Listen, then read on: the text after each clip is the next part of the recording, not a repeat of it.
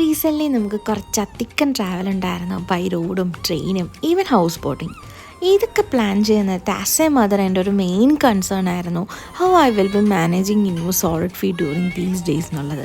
കാരണം ഇന്നൂന് ഇപ്പോഴും ഞാൻ നോ സോൾട്ട് നോ ഷുഗർ എന്നുള്ള രീതിയിലാണ് ഫോളോ ചെയ്യുന്നത്. അപ്പോൾ അവൻ്റെ സോളിഡ് ഫീഡ്സിന് കുറിച്ചും നല്ല വറിയിങ് ആയിരുന്നു. അങ്ങനെ എൻ്റെ ഫ്രണ്ട് സജസ്റ്റ് ചെയ്തിട്ടാണ് ഞാൻ ആമസോണിൽ നിന്നൊരു ഗ്രില്ലർ കം കുക്കർ വാങ്ങിച്ചിട്ടുണ്ടായിരുന്നു. അപ്പോൾ ഇത് യൂസ് ചെയ്തിട്ട് നമ്മൾ പുറത്തോട്ട് പോകുന്നതിന് മുന്നേ തന്നെ രാവിലെ oatmeal along with some fruits and nut powder prepare ചെയ്തിട്ടുണ്ടായിരുന്നു. പിന്നെ പുറത്തായി ഇരിക്കുന്ന സമയത്ത് ലഞ്ചിന് വേണ്ടിയിട്ട് പാൻ കേക്ക്സ് ഇതിൽ പ്രിപ്പയർ ചെയ്തിട്ട് കയ്യിലെടുത്തിട്ടുണ്ടായിരുന്നു. പിന്നെ ഓൾറെഡി പാക്ക് ചെയ്തിട്ടുണ്ടായിരുന്ന കുറച്ച് ഹോം മെയ്ഡ് ലഡൂസും കുക്കീസും ഒക്കെ ക്യാരി ചെയ്യുന്നുണ്ടായിരുന്നു. അങ്ങനെ സോളിഡ് ഫീഡിനെ കുറിച്ചുള്ള വറിയും മാറിയിട്ടുണ്ടായിരുന്നു. പിന്നെ അതുപോലെ തന്നെ കുറച്ച് ഇന്നുണ്ട് BLW essentials extra bibs spoon plate ഒക്കെ എടുത്തിട്ടുണ്ടായിരുന്നു. പിന്നെ ബൂസ്റ്റർ ചെയറും ഓൾറെഡി കയ്യിൽ വെച്ചിട്ടുണ്ടായിരുന്നു ഇൻ കേസ് ആവശ്യം